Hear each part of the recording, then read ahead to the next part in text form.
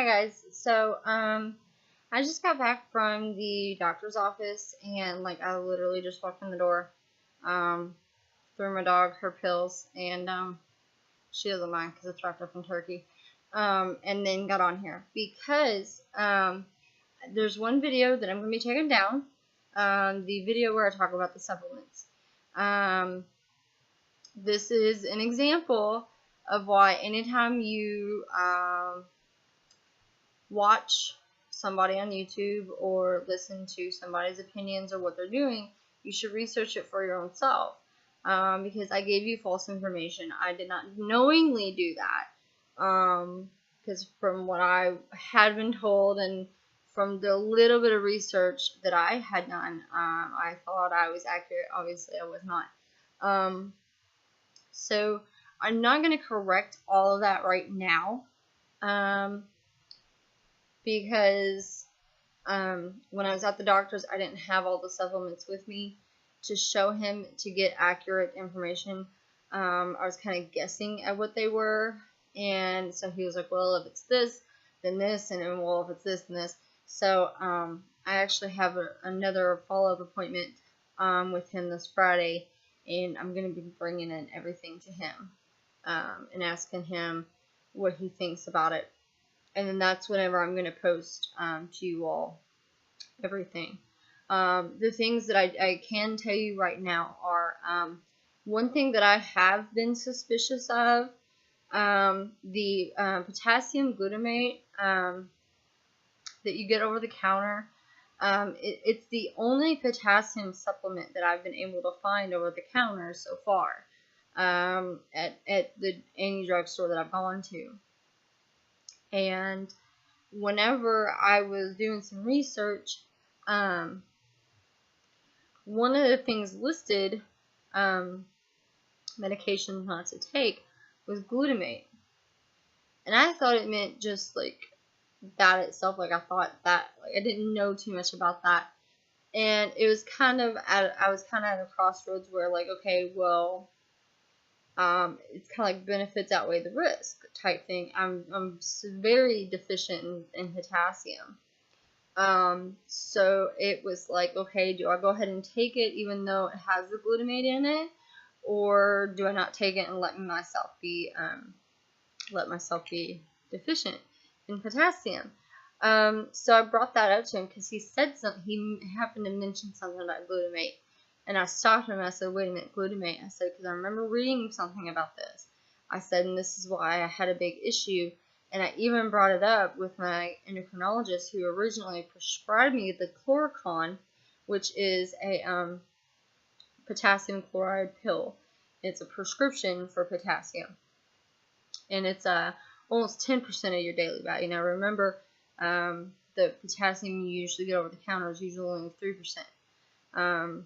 Whereas the I calculated it, and I think the Chloricon is usually about 10%. But she didn't want to prescribe it to me anymore because my levels were normal. And I kept trying to explain to her my normals were level, because when my prescription ran out and you didn't want to write me a new prescription, I continued back on my supplement because I'm low on it. She didn't seem to grasp that. So whenever he saw my baseline levels, he's like, yeah, you're severely deficient in it. And that's when I told him that I was taking the potassium glutamate, and he said, stop that. So I asked him if he could go ahead, and he said, oh yeah, I'll prescribe you the potassium chloride, which can cause stomach ulcers, and you need to eat with it. It says to eat with it, and you should, and you do not crush it. If you are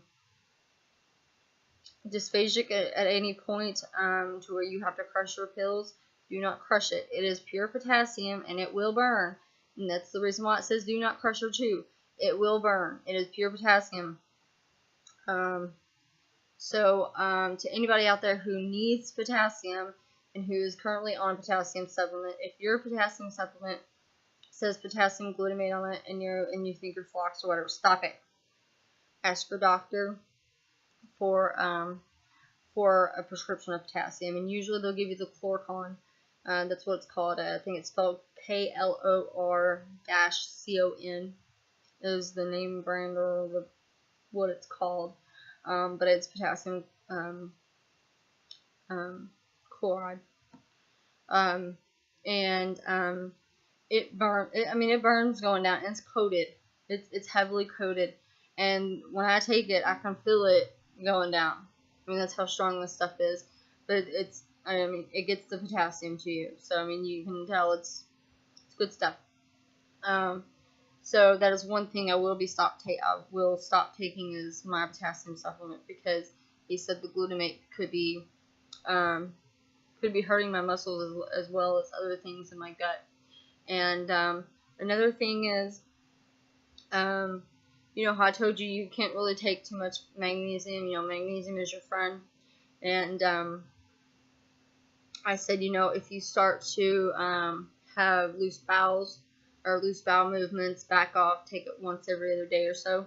You can actually get magnesium injections, which is what he's going to do to me. I'm going to stay on the supplement and get magnesium injections. He said that he really can't get too much magnesium. He said magnesium is one of those that are so downplayed, and you really, really need it, and it can really, really help you.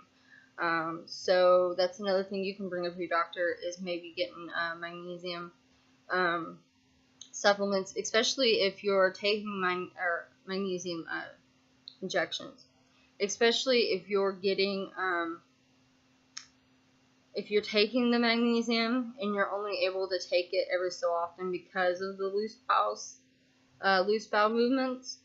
If your body, you know, if it can't handle it, then I would recommend asking your doctor for the injections, because it bypasses all that, so it's not going to cause you to have a loose stool. That was my main concern whenever I asked him. And he said, no, it bypasses all of that. It won't cause you that. So, like, awesome. Another thing is a lot of my supplements are, I believe, Nature's Bounty. Now, don't quote me on this. I'm going to ask him to confirm on the 7th. I think it's Nature's Bounty. He said to be careful because they recently had an issue with salmonella. Now, like I said, I've literally just walked in through my door, so I have not had time to research this.